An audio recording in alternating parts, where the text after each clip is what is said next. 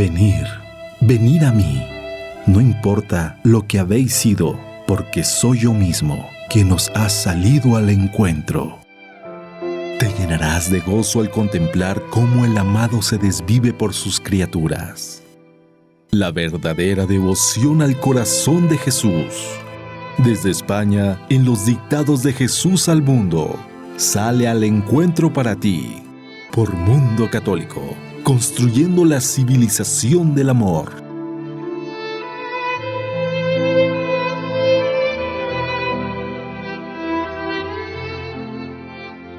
Buenas noches, queridos amigos, seguidores del programa La verdadera devoción al corazón de Jesús. Continuamos en esta nueva etapa del programa intentando entender qué es la devoción al corazón de Jesús, y para ello llevamos esta serie de programas, últimos 4 o 5 programas, donde estamos intentando a través de la propia Escritura conocer mejor cómo es su corazón, cómo es este misterio tan grande de amor, y que precisamente la Escritura es uno de los grandes medios que tenemos para poder descifrar y entender y luego, por supuesto, convertir nuestro corazón, que es de lo que se trata, ¿no? Que este entendimiento y este conocimiento del corazón de Jesús nos lleve a amarle con una profundidad de amor. Y de eso trata este programa y su título, ¿no? La verdadera devoción al corazón de Jesús. Pues eso es lo que queremos, ¿no? Aprender a amar y a tener devoción al corazón de Jesús como tiene que ser, ¿no? De una forma lo más perfecta posible. Y en esto, desde luego, la Virgen María, a quien siempre, aunque no lo sacamos en antena, pero siempre antes de iniciar la grabación del programa, se lo consagramos a la Virgen María, porque realmente ella es la profesora perfecta, ¿no? El verdadero ejemplo de cómo vivir esta devoción.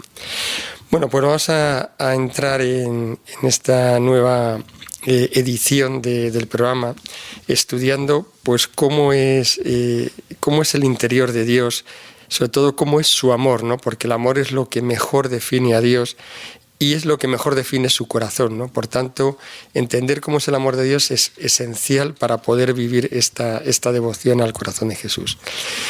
Habíamos dedicado en programas anteriores, estamos ya tratando este tema, y habíamos estado hablando de estas cualidades, ¿no? Que tenía el amor de Dios, ¿no? Habíamos estado viendo distintas cualidades, todas muy interesantes, ¿no? Muchas sorprendentes, ¿no? Que a veces ni siquiera no nos podíamos imaginar.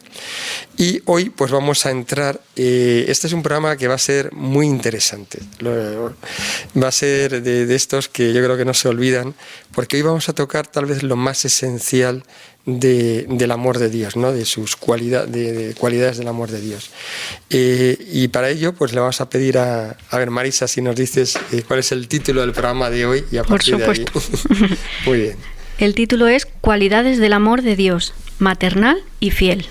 Bueno, vaya sorpresa, ¿eh? Maternal y fiel, ¿no? Lo de fiel yo creo que nos suena más, lo de maternal, no sé, a lo mejor yo creo que sorprende un poco más, ¿no?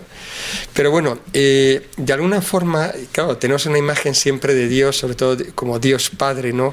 Esa idea de paternidad, de hecho lo veíamos en el programa anterior, ¿no? Como el amor de Dios es paternal, ¿no? Como cuida, protege, ayuda, etcétera, ¿no? Y así nos lo imaginamos, de alguna forma yo creo que todos nos imaginamos a Dios como Padre, ¿no? Es la gran idea que tenemos todos, ¿no?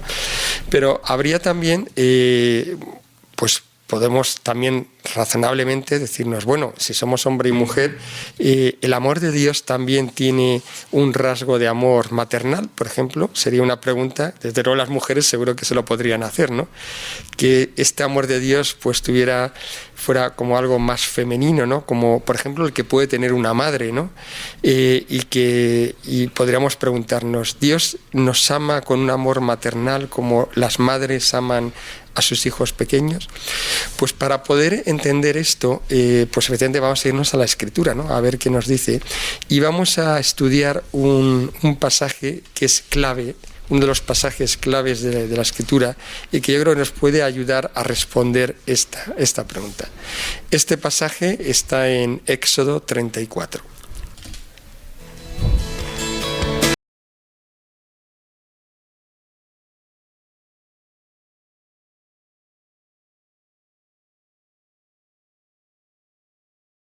Moisés exclamó: «Muéstrame tu gloria».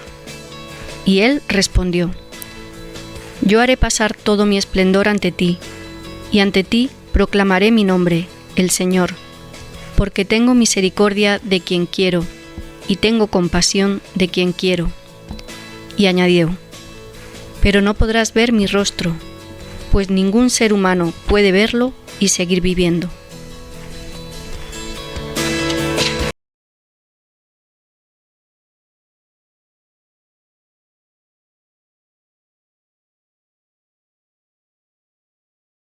Descendió el Señor en la nube y se colocó junto a él, e invocó el nombre del Señor.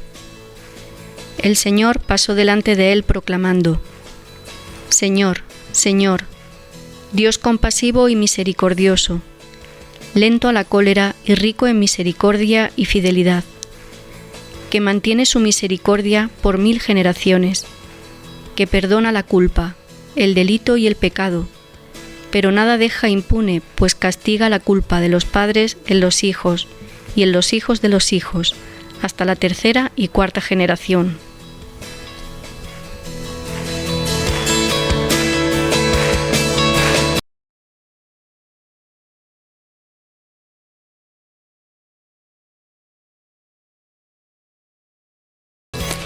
Pues hemos escuchado este pasaje, como decía antes, muy importante, un pasaje clave de la Escritura, un pasaje donde Dios da su nombre, ¿no? Moisés pregunta por el nombre de Dios y Dios le da su nombre y se define a sí mismo, ¿no? Es como el primer sitio donde en esa conversación íntima que ya tenía, en esa relación íntima que ya tenía Moisés con Dios, pues él ya quiere saber, ¿no?, más de Dios. Entonces pues se produce este diálogo y todo esto que hemos escuchado en el pasaje. Entonces, bueno, pues vamos a preguntar a Óscar, a ver si se anima y nos puede explicar pues un poco todo lo que hay ahí, ¿no? O sea, porque, como decías antes, hay mucha riqueza, y entonces un poco pues a ver si nos puede desentrañar y explicar todo el significado que tendría este pasaje de Éxodo 34. Difícil y bonita tarea, ¿no? Porque la verdad, prepararse este programa ha sido muy bonito. Te das cuenta de que la escritura tiene una profundidad que cuando la entiendes y te la cuentan bien, pues es muy bonita, ¿no? El término hebreo que se utiliza más en estos pasajes que hemos estado escuchando es un término que es la palabra rahum, que en hebreo tendría varios significados. Vamos a ver qué significa concretamente esto, porque yo creo que entendiendo el verdadero significado de lo que quisieron escribir en hebreo, pues podemos entender también, y vamos a ver cómo efectivamente pues toma mucho significado, ¿no? Rahum, literalmente, si acudimos al diccionario hebreo, significa una persona que tiene regem. Nos referimos, esto pasa siempre cuando vas a buscar una acepción en el diccionario, te vas a buscar una palabra y te deriva a otra, ¿no? Bueno, pues en hebreo, rahum es una persona que tiene regem. ¿Y qué es regem o qué significa regem? Pues también tiene varios significados, ¿no? Literalmente, o de forma, pues eso, muy literal, regem significa, si vamos al diccionario hebreo, significa pues varias cosas, ¿no? Seno femenino, útero o regazo materno o entrañas maternas, ¿no? Lo que es el regazo materno, lo que es el útero de la mujer, ¿no? Eso es lo que significa de forma literal esa palabra, pero tiene otro segundo significado que también es muy interesante, ¿no? Que vamos a entender, y es el sentimiento que tiene la madre con el niño que tiene dentro de sus entrañas, ¿no? Es, como decimos, o bien el útero o bien el sentimiento de la madre con respecto a lo que tiene en su útero, en sus entrañas, el sentimiento para con el niño que tiene en sus entrañas, ¿no? Entonces es muy interesante porque, claro, si nos ponemos a pensar sobre esto y la traducción que se le ha dado en el Antiguo Testamento a estas palabras, a regem y rahum, pues se ha traducido como clemente y misericordioso, ¿no? Sin embargo,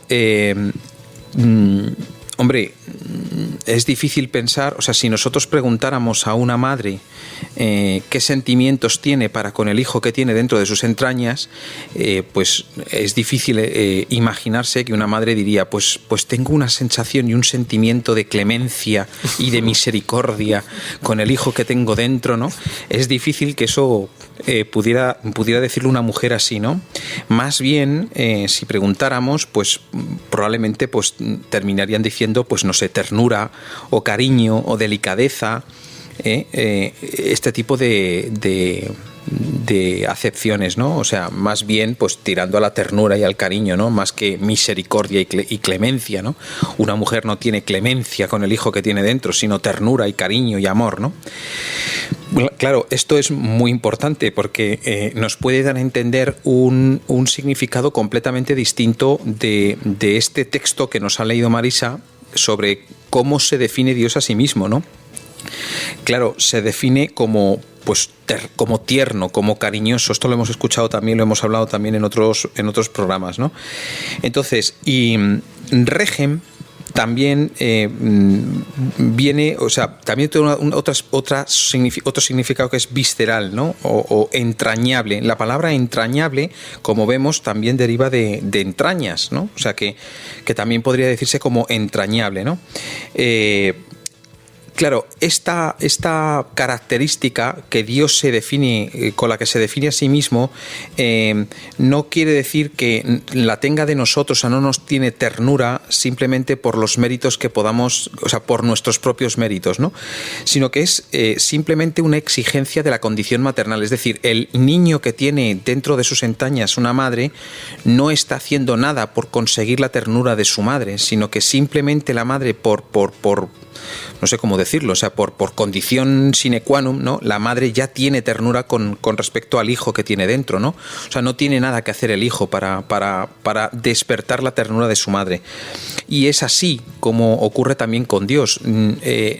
Nosotros, o sea, la ternura que Dios nos tiene no nace de nuestros propios méritos, no es que nosotros nos la ganemos, sino que Dios es regem, Dios es ternura independientemente de la respuesta de sus hijos, ¿no?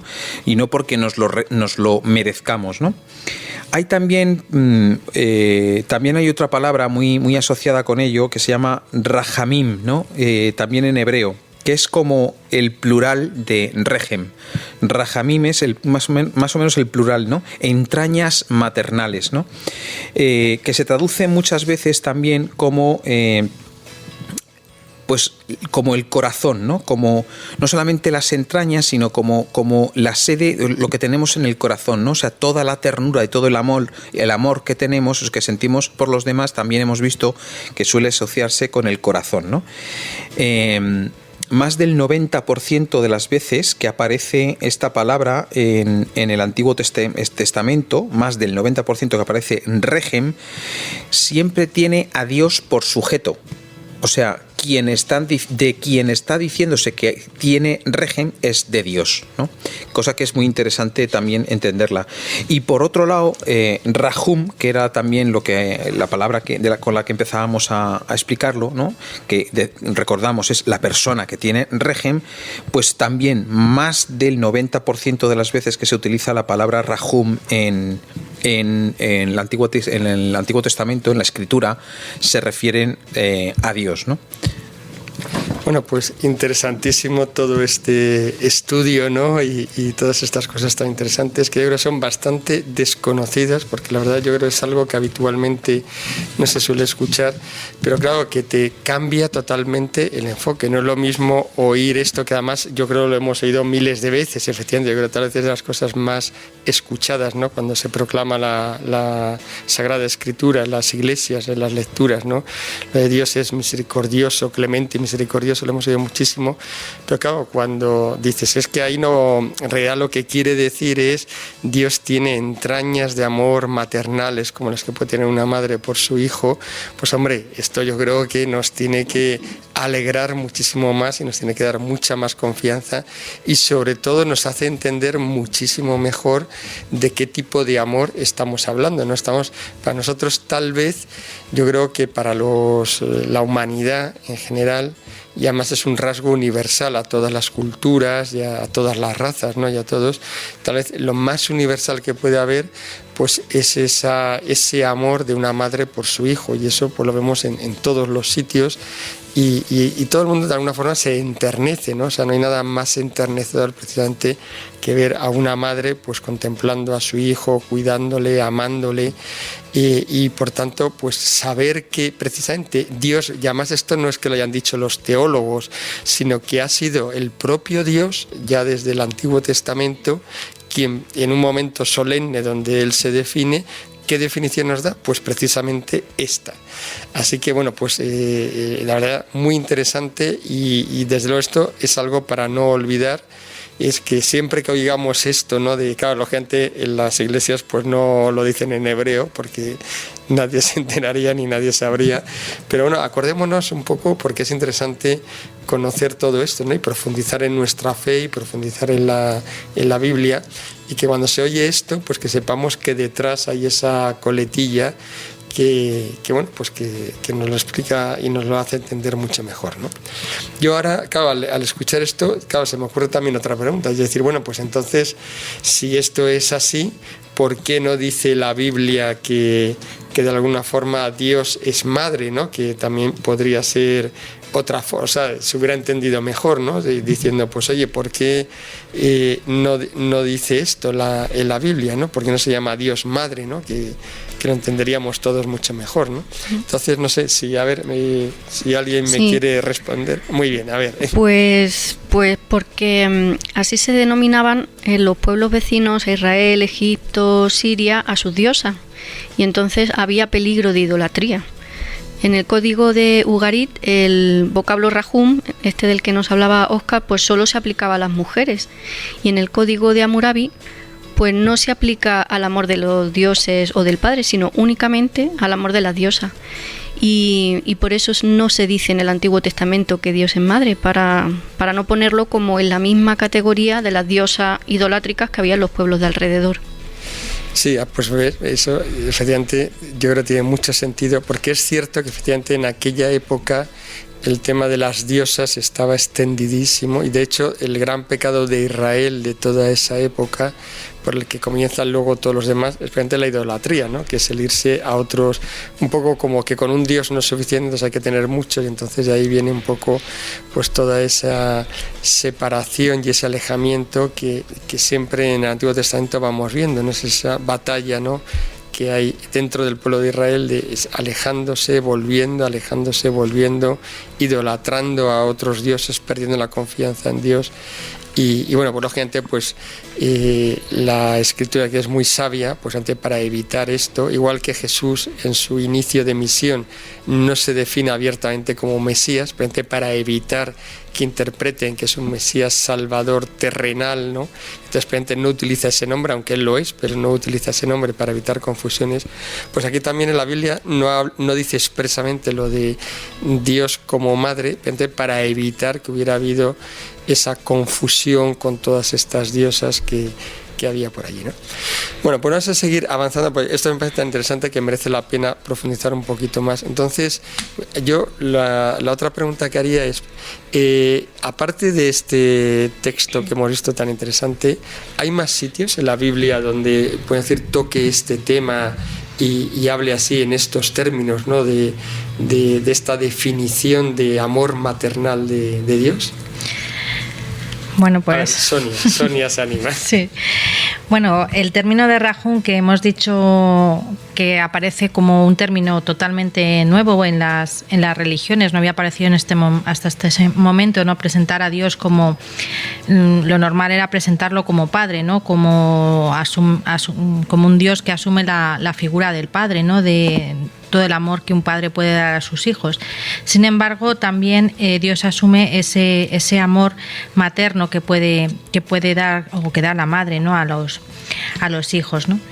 Y Dios se presenta con estas características de ternura maternal a través del término de Rahum, y que aparece precisamente en la Biblia hebrea, donde podemos encontrarlo. Por eso estamos hablando tanto de la Biblia hebrea, no en las traducciones que más cercanas a nosotros, ¿no? Porque no se expresa el término de rajún como esa ternura, ese amor, ese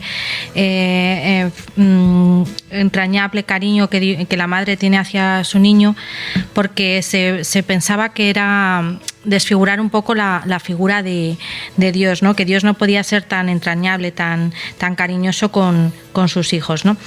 También en el Antiguo Testamento, pues en hebreo no existe lo que nosotros en castellano llamamos superlativo, ¿no? Existe una figura similar que es la endiadis, que también la podemos encontrar en el griego, y que lo que hace esta endiadis es usar dos palabras distintas para denominar un mismo concepto. Dos términos que son similares y que de alguna manera pues realizan este superlativo, ¿no? Y lo que vamos a traducir encontrar en la Biblia y en la Biblia hebrea es precisamente el término de rajún y genún, que son términos complementarios, y como sabemos rajún significa pues ternura, y genún pues podríamos decirlo en el superlativo como que Dios es tremendamente cariñoso, tremendamente tierno, ¿no? Que es como se nos presentaría, ¿no? en esta traducción que hacemos del hebreo, ¿no?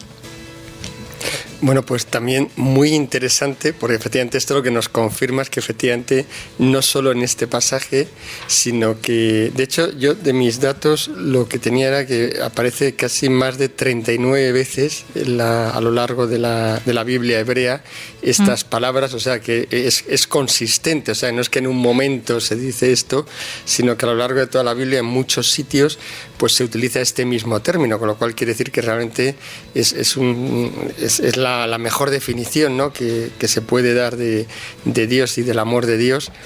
Y además, como decía esto, que también me ha parecido muy interesante este aspecto, ¿no? de que además sea en grado superlativo, o sea, que no es que ya tenga entrañas de misericordia, sino que tiene muchísimas entrañas, ¿no? de misericordia, ¿no?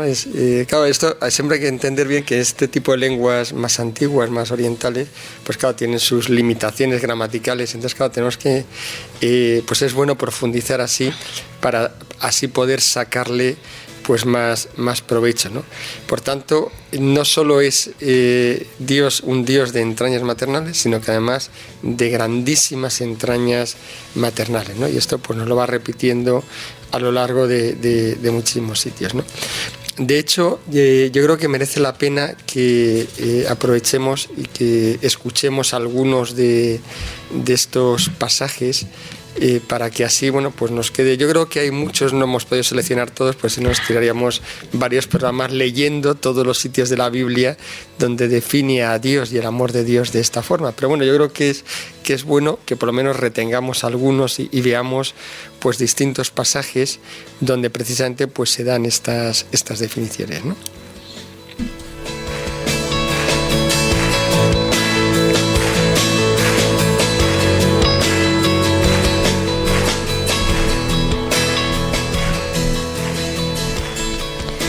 Salmo 79.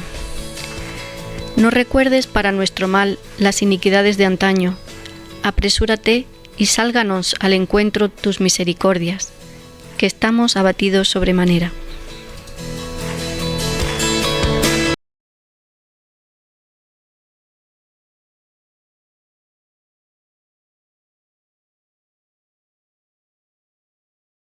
Salmo 145. Clemente y misericordioso es Yahvé, tardo a la ira y de gran piedad. Es benigno Yahvé para con todos, y su misericordia sobre todas sus obras. Tu reino es reino de todos los siglos, y tu señorío de generación en generación.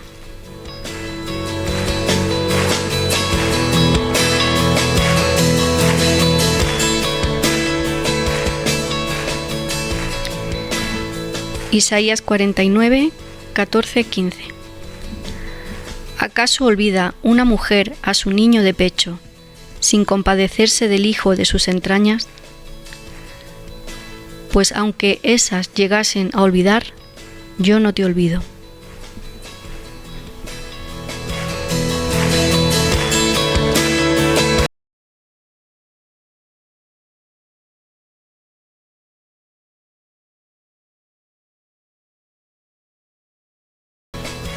Oseas 11, 1-4. Cuando Israel era niño, yo le amé. Con cuerdas humanas los atraía, con lazos de amor, y era para ellos como quien alza a un niño contra su mejilla. Me inclinaba hacia él para darle de comer. Mi corazón está en mí trastornado, se han conmovido mis entrañas.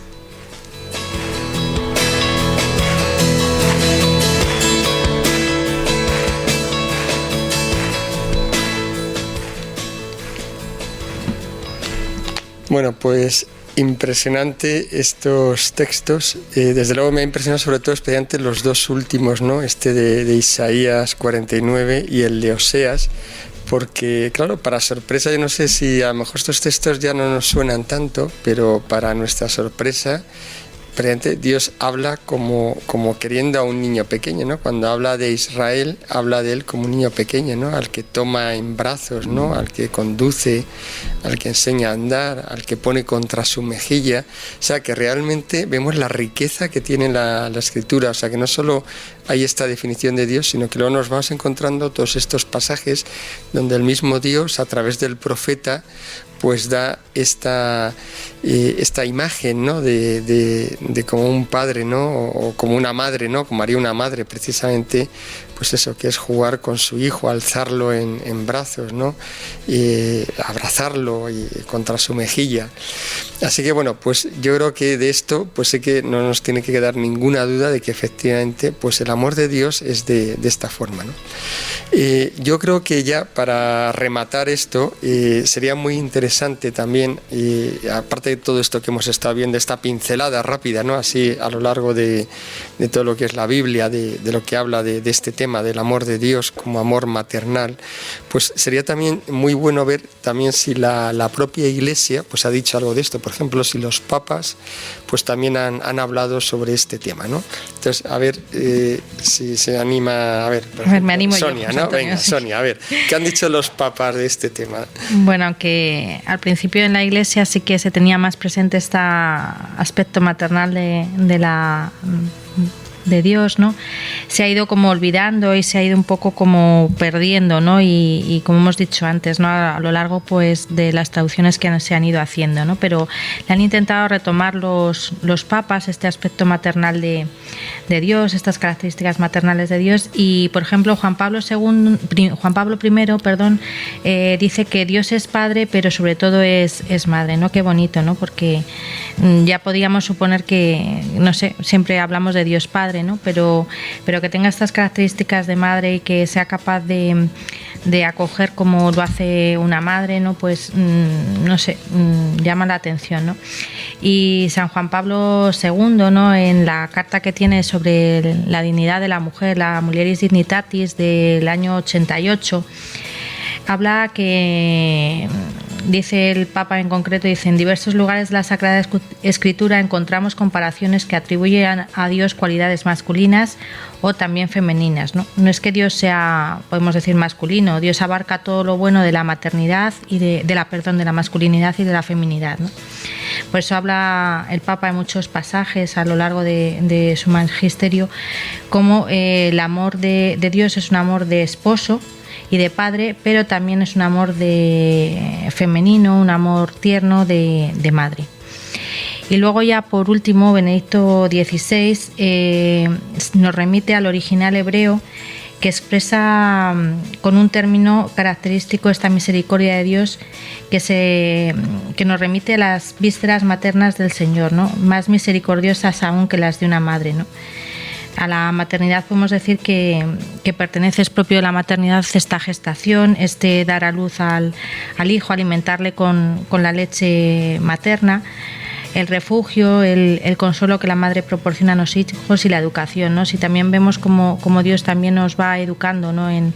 en muchos aspectos de nuestra vida y nos va corrigiendo también, pues vemos este aspecto también de madre que tiene Dios en nuestra vida. Muy bien, o sea que vemos que también los papas realmente confirman todo esto, o sea que si a alguno le había sorprendido o le parece un poco así fuerte este tipo de expresiones, bueno, ponemos que los papas también van en esa misma línea. Yo de hecho sí que he oído en alguna vez a Benedicto XVI, cuando él hablaba sobre todos estos temas de la Biblia, sí lo he oído comentar alguna vez quejándose de un poco dolido del tema de las traducciones, ¿no? Porque decía que se perdía mucha riqueza por la falta de cuidado en la traducción. Probablemente en los originales, porque durante mucho tiempo, claro, todo lo que era la escritura pues estaba solamente en latín, griego y latín, ¿no? Era como se utilizaba. Y cuando hay todo este boom, ¿no? A partir ya de siglo XX sobre todo, ¿no? Que es cuando ya se empieza a utilizar mucho más las lenguas vernáculas y se empieza de forma ya mucho más masiva pues todas las traducciones, pues la verdad es que hay un momento que claro, pues que se pierde. Entonces de hecho pues en cada lengua pues hay distintos problemas, ¿no? En unos pues será uno, otros de otro tipo, pero sí es cierto que en general la parte de traducción, bueno, pues puede hacer perder parte de esta riqueza. Por tanto, bueno, sobre todo los temas importantes, pues es muy bueno seguir la línea de los papas que van marcando y van indicando, bueno, pues qué cosas son importantes y recuperar un poco pues el sentido profundo, original que tiene todo esto, ¿no? Pues yo la verdad es que sí me quedo pues impresionado, la verdad, con todo esto que hemos estado escuchando. Yo en realidad, claro, como conclusión, esto también nos tiene que llevar a algún tipo de conclusión práctica, ¿no? O sea, para nuestra vida de oración. Y esto, claro, si Dios se define así, pues esto como conclusión, o a mí se me ocurre, ¿no? Como conclusión, es que Dios quiere también pues que le tratemos con ternura, ¿no? O sea, que respondamos como se espera que un hijo respondería a una madre, ¿no? Igual que si él dice que es una madre de entrañas maternales, ¿no? Que nos toma contra su mejilla, que nos abraza, pues en nuestro trato con él, pues nosotros también deberíamos de aprovechar esto y comportarnos como esos hijos con una madre, hijos pequeños, ¿no? De alguna forma, y llenos también de cariño y de ternura hacia él. Por tanto, pues aquí no ha lugar el tema de la frialdad en el trato, ni la distancia, ni la lejanía, ni el temor, por ejemplo. O sea que oyendo esto, en nuestra oración, en nuestro trato con Dios, no podemos tener estas actitudes, ¿no? Pues eso sobre todo de tipo frío o de tipo lejano, sino todo lo contrario. Debemos de conducirnos como Él quiere que nos conduzcamos, porque para eso Él nos ha dado toda esta definición acerca de él, ¿no? Por tanto, bueno, pues yo creo que esto nos puede dar muchísima riqueza en nuestra oración y en nuestra vida de personal, interior, espiritual, y ampliar pues muchísimo más nuestro horizonte. Y vamos a aprovechar ahora para hacer un pequeño descanso de intervalo musical y continuamos con este tema.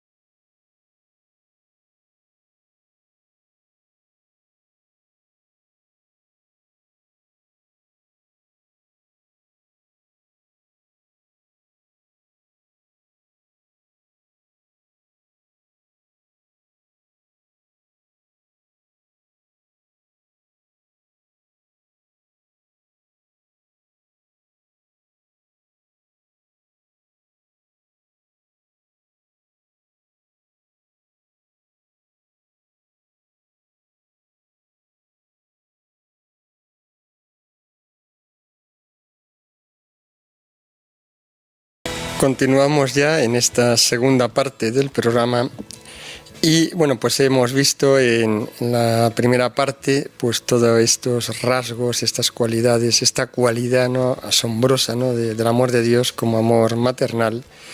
Pero bueno, no solo se termina ahí, o sea que como vamos viendo en los distintos programas, pues el amor de Dios es tan inmenso y es de tantísimas cualidades y diferencias y profundidades que, como decíamos, pues hay que ir poco a poco, ¿no?, intentando separando cada aspecto, ¿no?, para así poder entender y profundizarlo, ¿no? Con lo cual, bueno, pues yo me gustaría entrar también en otra dimensión que también es muy importante y que va a aparecer también a lo largo de la Escritura, y es esta otra dimensión que nosotros también conocemos y vivimos también entre nosotros, entre los hombres aquí en la tierra, que es siempre que hay amor, y amor correspondido sobre todo, hay también una idea de lealtad, ¿no?, de lealtad, de fidelidad, de ser fiel a ese amor, de ser leal a ese amor, de no traicionar, de no olvidar, de permanecer en ese amor. Eso es una experiencia que nosotros tenemos, ¿no? O sea, en nuestro amor, pues cuando se ama a alguien y somos amados por alguien, pues esperamos, ¿no?, que ese amor no sea hoy sí y mañana no, sino que realmente pues haya verdadera fidelidad, lealtad, y que eso pues permanezca en el tiempo. Y que no se traicione a esa persona por otra, ¿no? Y eso tanto en el matrimonio, pero incluso entre los amigos, entre de padres a hijos. O sea, que es un rasgo también y una cualidad que nosotros pues vemos, ¿no? Entonces, claro, nos podemos preguntar, bueno, y entonces este aspecto de la fidelidad y de la lealtad, ¿cómo es en el amor de Dios? Porque claro, visto todo lo que ya hemos estado viendo, pues tiene que ser también algo que supere probablemente lo que nosotros nos podemos imaginar. Entonces sería muy interesante también pues profundizar, ¿no? Ver que, por ejemplo, pues empezar con la Escritura y ver qué dice la Escritura sobre esta cualidad, ¿no?, de la fidelidad y de la lealtad. Y bueno, pues para eso yo creo que les vamos a preguntar a Óscar, que también nos ha explicado lo anterior del amor maternal, pues a ver un poco el amor leal de Dios. ¿Qué nos puedes decir a través de la Escritura? Vamos a ver si puedo cumplir con este nuevo objetivo, ¿no?, de contarlo bien. Pues también hay dos palabras en la Escritura que hablan de la fidelidad de Dios, ¿no? Y también es muy interesante analizarlas un poco en detalle y analizar sobre todo lo que es la etimología real de lo que significaba esto en el hebreo antiguo, porque como vimos con el caso de lo de Rahum y Regem, pues en este caso también existen dos palabras que nos hablan de esta fidelidad que tiene Dios para con el pueblo elegido, ¿no? Por lo menos durante el Antiguo Testamento. Estas dos palabras son Geset y Gemet. Además, tenemos la suerte en este caso de que Juan Pablo II, los santos papas, pues en este caso San Juan Pablo II habló de estas palabras, ¿no? y nos ha comentado sobre estas palabras, con lo cual lo tengo un poquito más fácil, a ver si soy capaz de parafrasear lo que decía Juan Pablo II. Geset es una palabra que en hebreo se traduce, si acudimos al diccionario hebreo, se traduce como gracia, ¿no? Dice Juan Pablo II que en realidad, además de gracia, es a la vez fidelidad, amor, lealtad y ternura, ¿no?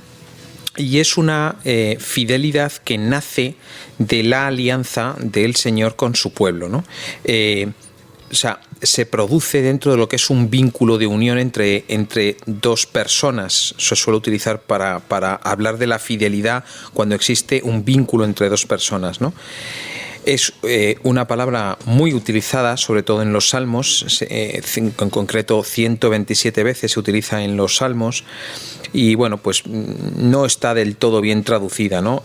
Insistimos que es el sentimiento que tienen dos personas que han realizado un vínculo entre ellas, ¿no? Por tanto, vemos quizás en algunas traducciones que parece como si la alianza fuese una cosa más fría, ¿no? No, Geset, como estamos viendo, indica un sentimiento, indica un vínculo entre dos personas, ¿no? Y por tanto, la relación de fidelidad de Dios para con el hombre no es fría, no es fría, es cordial, es ternura, es amor, se basa en el amor, en la lealtad, en la ternura, ¿no? Ese es el verdadero significado que le tenemos que dar a esa fidelidad entre Dios y el pueblo. Después está la palabra Gemet, que también, bueno, pues es casi un sinónimo de Gesed, ¿no? Es muy parecida. Literalmente, acudiendo al diccionario hebreo, Gemet significa verdad o la verdad, ¿no? Bueno, unidas ambas, Gesed y Gemet, porque de hecho se utilizan mucho y unidas en la escritura, Gemet viene como a ser casi un adjetivo de Gesed, ¿no? Es la fidelidad en la verdad, ¿no? O quizás, pues parafraseando también, Caritas in veritate, ¿no? Que es fiel, que Dios es fiel, pero que es fiel en relación al amor y en relación a un vínculo que se ha producido entre Dios y el pueblo, ¿no? De Israel. Benedicto XVI también habla de estas dos palabras. Sabemos que Benedicto XVI también era un gran exegeta, le gustaba mucho la exégesis y el estudio de la escritura. Y bueno, pues el 9 de noviembre del 2005 ha hablado de este tema, diciendo, bueno, pues que cuando se refería a lo de que es eterna su misericordia, ¿no? Pues hablaba también del término Gesed, ¿no? Y decía que que traducir Gesed como misericordia, bueno, no está mal, pues es una traducción legítima, se puede utilizar esa traducción, pero en realidad se queda un poco corta, ¿no? Porque, como hemos visto, Gesed significa más que misericordia, o mucho más, ¿no? Decía que formaba parte del lenguaje utilizado por Dios y en la Biblia, el lenguaje utilizado para referirse a esa relación de alianza entre el pueblo de Dios y el Señor, ¿no? Y que, pues igual que San Juan Pablo II decía que hablaba de una fidelidad entre dos partes y que había un compromiso mutuo de prometerse esa fidelidad, ¿no? Nace como compromiso mutuo, ¿no? Dios pide ese compromiso. Bien, referido a Dios o en Dios, pues es fidelidad, bondad respecto a Israel, fidelidad al amor, o sea, ¿cómo se refiere Gesed con respecto concretamente a Dios? Pues en estos términos, ¿no? Fidelidad ¿a qué? Al amor, al cariño, a la ternura que tenía Dios para con su pueblo escogido, ¿no? A la bondad, ¿no? Sin embargo, vemos repetidísimas veces a lo largo de toda la Escritura cómo Israel rompe muchas veces la alianza, ese compromiso o ese vínculo que se establece, ese Gesed que se establece entre Dios y los hombres. Se rompe muchas veces, ¿no? Y en virtud de esto que estamos hablando, pues Dios hubiese podido tener todo el derecho del mundo, dado que se rompe ese compromiso, pues hubiera podido tener derecho, digamos, a romper la fidelidad, a romper esa relación fiel de amor y de ternura para con el hombre, ¿no? Porque de hecho se rompe el vínculo, se rompe.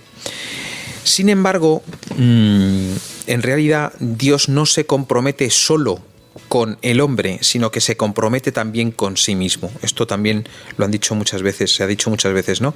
Gesed es un compromiso también de Dios consigo mismo, ¿no? Dios no es infiel a su palabra, no se arrepiente de la fidelidad, no se arrepiente de la alianza con el hombre. Dios sigue amando, ¿no? El amor de Dios, por tanto, no depende tanto de la fidelidad que el hombre con la que el hombre establezca su relación con Dios, ¿no? Porque Dios, pues eso, es fiel a sí mismo y a su propio compromiso. Aunque Israel pues se quede sin derecho a ese Gesed, a esa fidelidad, pero constantemente Israel, pues a lo largo de toda la Escritura se ve perfectamente cómo Israel vuelve a pedir a Dios vuelve a solicitar a Dios ese gesed, esa fidelidad, ¿no? Y cómo Dios vuelve constantemente, ¿no? Bueno, pues también muy interesante todo esto que nos has dicho, que además veo que los papas efectivamente también han insistido para aclarar, porque este es otro aspecto, ¿no?, del amor, que además yo creo que está tremendamente dañado en el mundo actual. O sea, precisamente en nuestra sociedad actual se habla muchísimo del amor, ¿no? Y se ha hablado mucho del amor, pero quitándole este aspecto de fidelidad, o sea, entendiendo el amor como mi sentimiento, lo que yo siento y lo que dejo de sentir, y el amor va y viene según lo que siento o dejo de sentir. Pero en cambio, vemos qué interesante esto que nos dice la Escritura, cómo el amor de Dios está íntimamente relacionado con esta idea de fidelidad. Es decir, no se puede amar si no hay una fidelidad, y una fidelidad más tan grande, que me ha impresionado lo que decías, Óscar, de que además que es incluso que en este vínculo, ¿no?, donde hay este vínculo de la alianza, ¿no?, esa alianza que establece Dios con su pueblo, y donde hay esa fidelidad mutua de unos a otros, pero que en Dios esto es tan grande que incluso aunque la otra parte falle, Él se siente obligado y no puede romper ese vínculo, precisamente porque Él es fiel, ¿no? Él es la verdad, es fiel, es el amor, y por tanto, a pesar de la ruptura de la fidelidad de la otra parte, que es nosotros en este caso, Él, a pesar de todo, no puede romperlo y permanece, ¿no?, en esa fidelidad, en ese amor, lo cual también pues nos deja impresionados, ¿no? Y desde luego es una diferencia sustancial respecto a cómo entendemos nosotros esto, ¿no? Porque incluso decía, bueno, que hoy día es difícil encontrar esta idea de que el amor implica y exige la fidelidad mutua, pero incluso en aquellos que lo intentan vivir y que lo entienden así, pues hombre, cuando ya el otro ha dejado de ser fiel y el otro ha roto, ya sea un amigo o un noviazgo o un matrimonio o lo que queramos, pues lo normal es que nosotros digamos, bueno, pues ya está, pues si se ha roto, ¿no? Pero en cambio Dios no, es otra forma, ¿no?, de ver y de amar, y por eso su amor es el amor perfecto, y es el amor al que tenemos que tender. O sea, todo esto nos ayuda pues a entender, pues así es el corazón de Jesús. O sea, cuando hablamos de la verdadera devoción al corazón de Jesús, tenemos que entender que así es el amor de Jesús, que es un amor siempre fiel, que cuando pecamos Él sigue siendo fiel, porque Él ha dado la vida por nosotros, nos alcanzó la redención, y ahí está esperando de nuevo para alcanzarnos el don de la salvación, que ya está disponible para nosotros, y pues no se cansa, ni se enfada, ni rompe, sino que ahí está, ¿no?, en plena fidelidad, intentando que de nuevo nosotros volvamos a ser fieles a su amor, y entregando también nuestro amor. Bueno, pues vamos a ver también, yo creo que es muy bueno ahora acudir a la Escritura después de esta introducción, ¿no?, que hemos visto acerca de los términos y los conceptos en hebreo que definen esto, y yo creo pues sería muy bueno ver, hay un texto que yo creo que merece la pena, de hecho lo hablábamos antes de iniciar el programa, que es Daniel 9. Este es un texto que yo recomiendo a todo el mundo.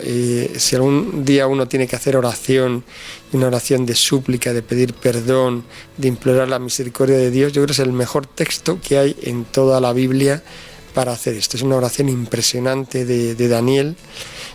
Preámbulo además de que después de hacer él esta oración tan profundísima, pues luego Dios le va a hacer una revelación también muy importante, ¿no?, la famosa profecía de las 77 semanas. Entonces vamos a escuchar solamente unos versículos, pero bueno, para que entendamos también este aspecto, ¿no?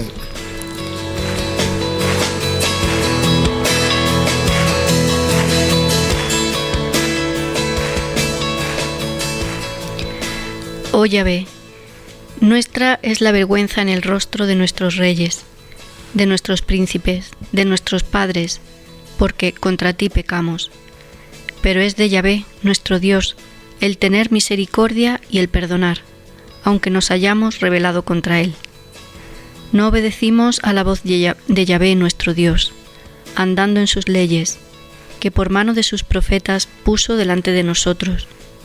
Y todo Israel traspasó tu ley, alejándose para no oír tu voz.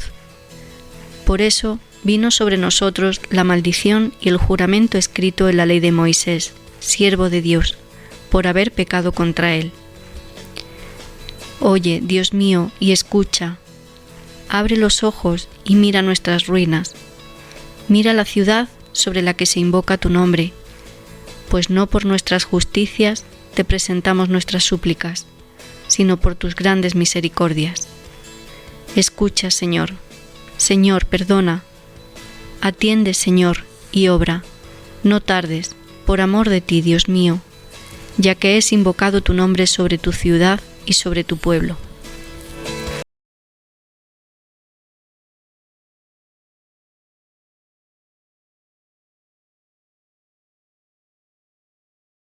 Bueno, qué bonito Daniel, se ve que Daniel tenía un profundísimo conocimiento de Dios y de su amor y cómo él acude, ¿no? y implora esta misericordia y este perdón y esta vuelta de nuevo a la alianza, ¿no? Reconociendo la culpa y pidiendo pues que Dios, por esta alianza y por esta fidelidad que él tiene, pues que les perdone, ¿no? y puedan de alguna forma pues regresar a Jerusalén, ¿no? Todo esto lo hacía él en el exilio, ¿no?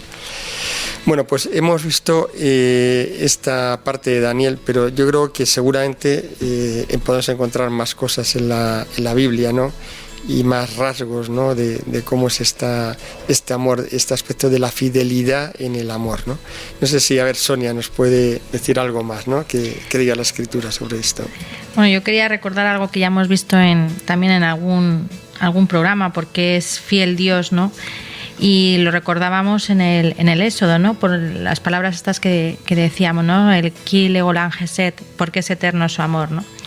Y junto a esto también pues encontramos como en los Salmos, que aparecen, como ha dicho Óscar también, unas 127 veces, la fidelidad de Dios, ¿no? Y si Dios insiste tantas veces en cómo es su fidelidad, pues es porque es muy importante y Él lo quiere dejar como muy claro, ¿no? Y también emplea además de dejarlo claro con la palabra Gesed, emplea una serie de adjetivos y calificativos muy, muy claros, ¿no? sobre la palabra Gesed, ¿no? Nos habla precisamente de que esta fidelidad de su amor es hasta los cielos, que es rica, que es preciosa, que es cercana, que es abundante, que es incesante, ¿no? Que es fuerte, que es maravillosa, mejor que la vida.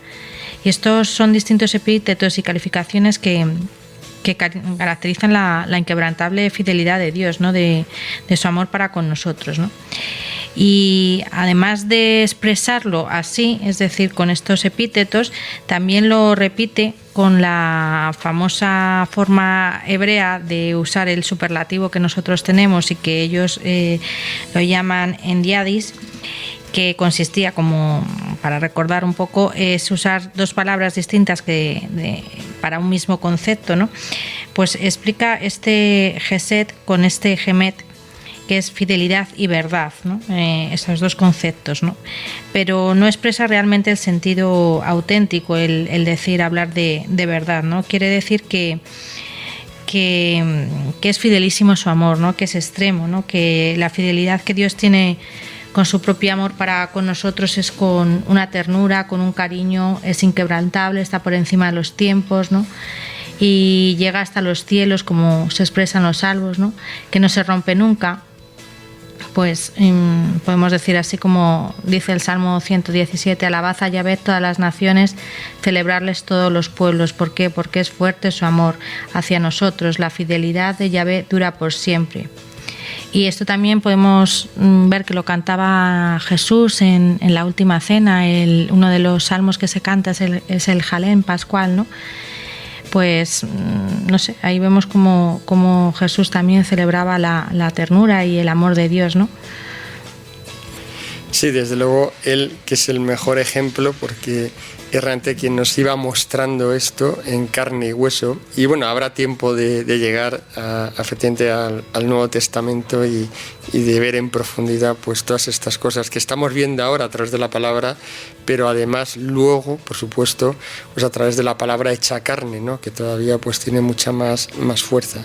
Pero bueno, yo creo que aquí pues nos tenemos que quedar con esta idea también, que es otro aspecto, ¿no? Otra cualidad de este amor de Dios, pero que es muy importante porque nosotros en nuestra sociedad es algo que hemos perdido sustancialmente, ¿no? O sea, que es difícil ya, la idea de fidelidad entre personas se ha degradado mucho, se ha perdido, hemos entrado en un momento de un tremendo egoísmo, en una tremenda frialdad, un poco un sálvese quien pueda, ¿no? Ante una situación del mundo, pues como vemos, ¿no? Muy convulsionada, de muchísima presión en todos los temas, ¿no? Tanto económicos como de exigencias, y bueno, pues eso que hemos perdido, pues qué importante es que entendamos que estamos hechos para vivir el amor de esta otra forma y sobre todo que Dios nos ama así, ¿no?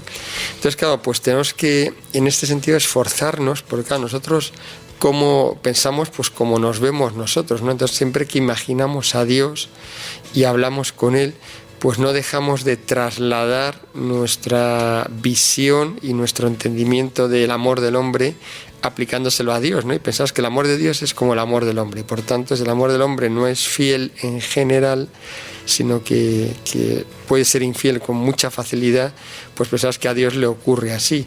Y claro, se nos olvida que no tiene nada que ver, ¿no? Y que Dios siempre nos quiere, de hecho siempre es fiel, o sea, no puede abandonarnos por esa fidelidad que Él tiene a su propio amor, y que por tanto, pues que somos sus hijos y que ha hecho un vínculo que es efectivamente el de la filiación divina. Además, no estás hablando ya de la alianza del Antiguo Testamento, estás hablando de algo mucho más, ¿no?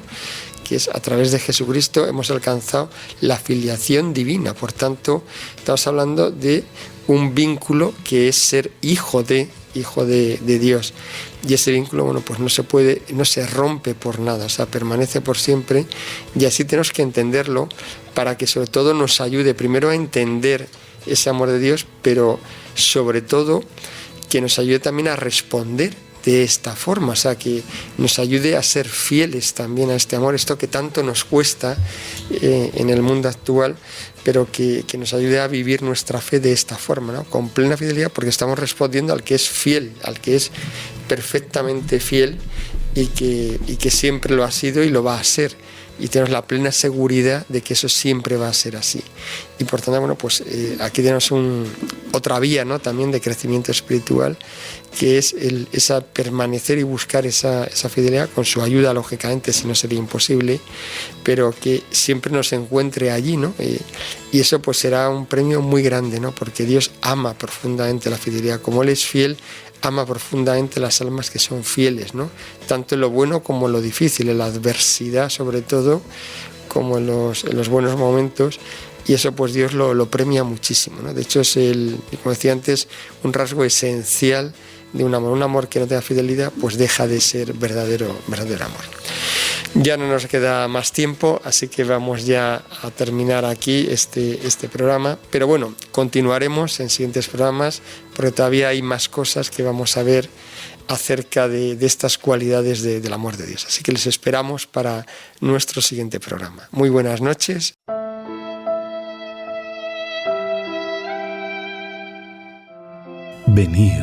Venid a mí, no importa lo que habéis sido, porque soy yo mismo quien os ha salido al encuentro. Te llenarás de gozo al contemplar cómo el amado se desvive por sus criaturas. La verdadera devoción al corazón de Jesús. Desde España, en los dictados de Jesús al mundo, sale al encuentro para ti, por Mundo Católico, construyendo la civilización del amor.